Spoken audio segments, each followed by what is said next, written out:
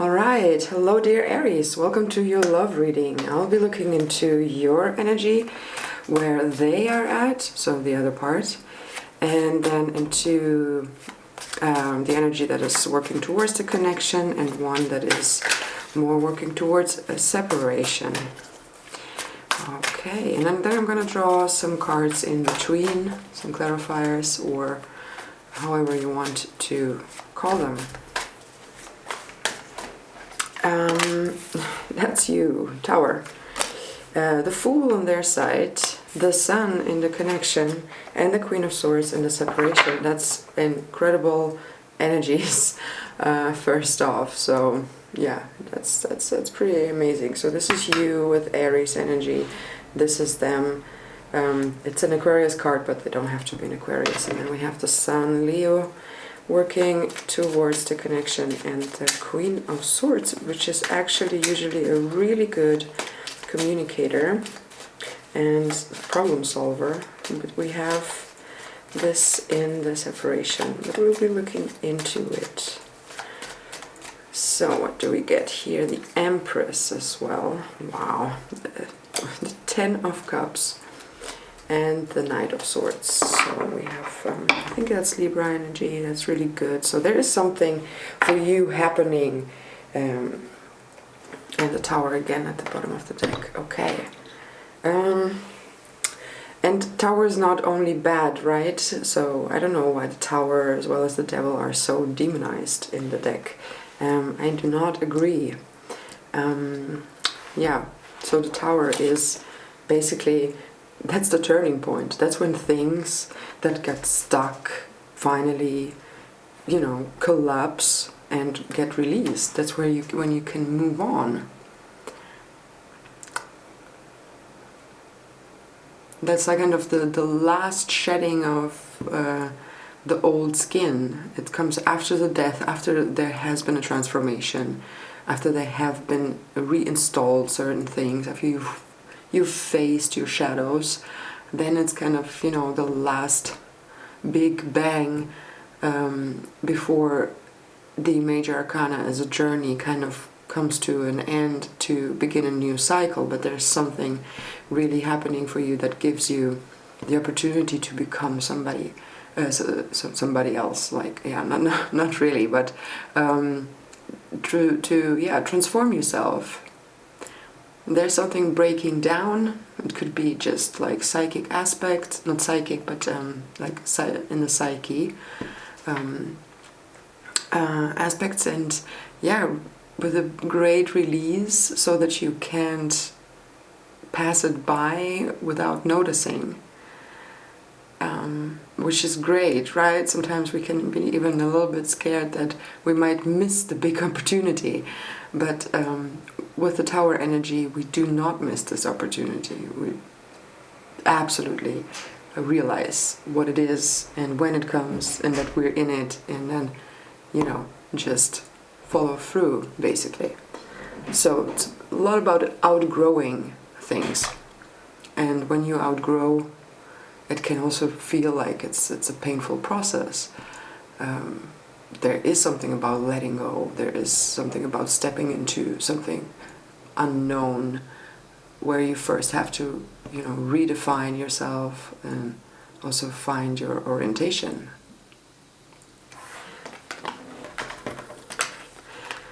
But, I mean, not only but, it's just a really good card, right? And, not but, we have this attached. And that's full on about expansion and growth. It's a lot of creative force that comes with it. Having access to your creativity, having access to the vital parts. So really what makes you want to live. This combi is amazing. It's amazing.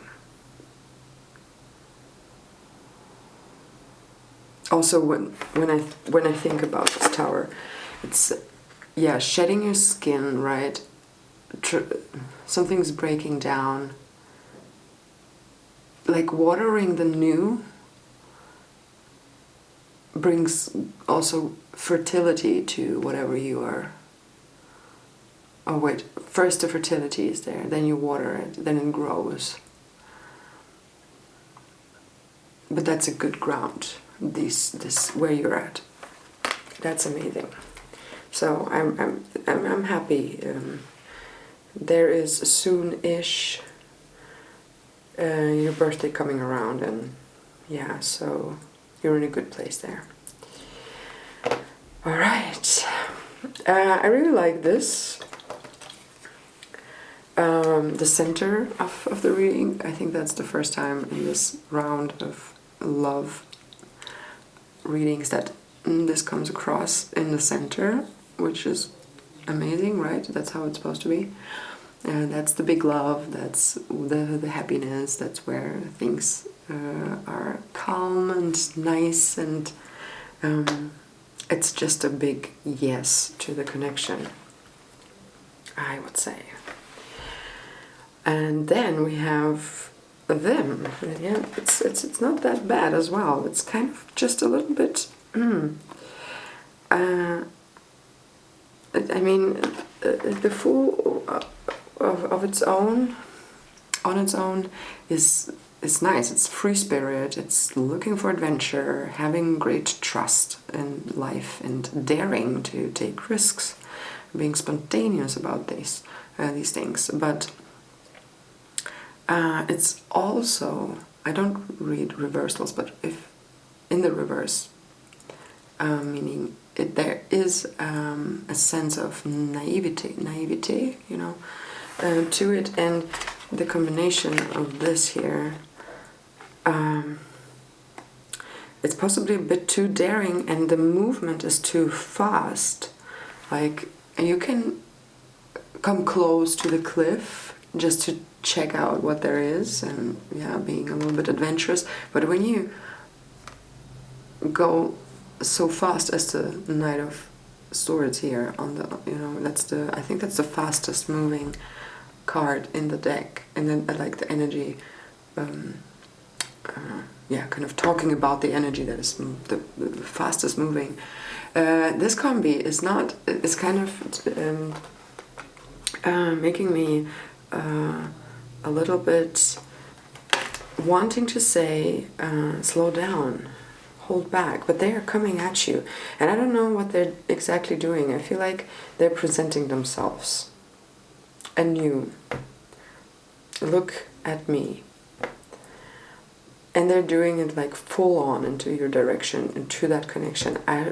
And for some reason there is no... that doesn't harm the situation. But maybe it doesn't harm the situation, but I feel like it could be a little bit weird, because this Empress is really stable and calm. There's peace and quiet around. But this is not peace and quiet. It's kind of really racing into the center of this connection. Well, so we have the Queen of Swords in the separation, which is so weird, because when I see that, I feel like that's absolutely not okay. Maybe that's the separation. It's kind of, because when I see this, it's like it's telling me, hey, dear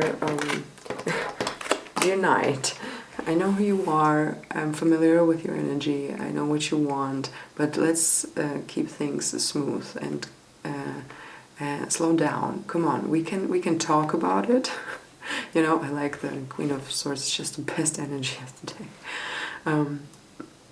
Like, come here, we can talk about it, but let's do it thoughtful and smart and calm. So I like that this is kind of inviting, you know, to let's get the conflict out of the way here. What's your conflict? What's your problem? But it is in the separation, so it could be that, of course, this kind of Empress energy that is transformed into the more I take you where you're at, and that this causes a slowing down for them, which they feel then again kind of how do you call that, when you pull the brakes, you know, slow it down, basically slow down. But yeah, so, and it might feel pretty kind of as if they're running against a wall or something. So maybe that is what causes the conflict. But then again, that this is the best card to solve the problem. So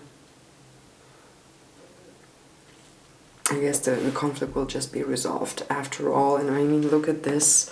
You have the sun working towards the connection. How on earth could this be not good? You know what I mean?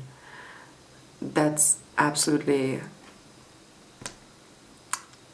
like yes, yes, yes, you know.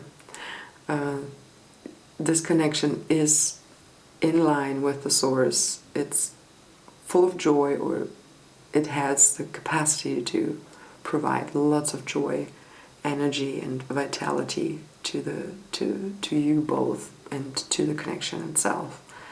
And yeah, it's just feeding you both with light and warmth and happiness. These childlike, unburdened feelings. So yeah, I don't see any problem there. Absolutely not, Aries. That's amazing. I'm really happy to read such stuff. So I hope you'll have a great time with that. I wish you well. I send you love, and tune back in. Bye bye for now.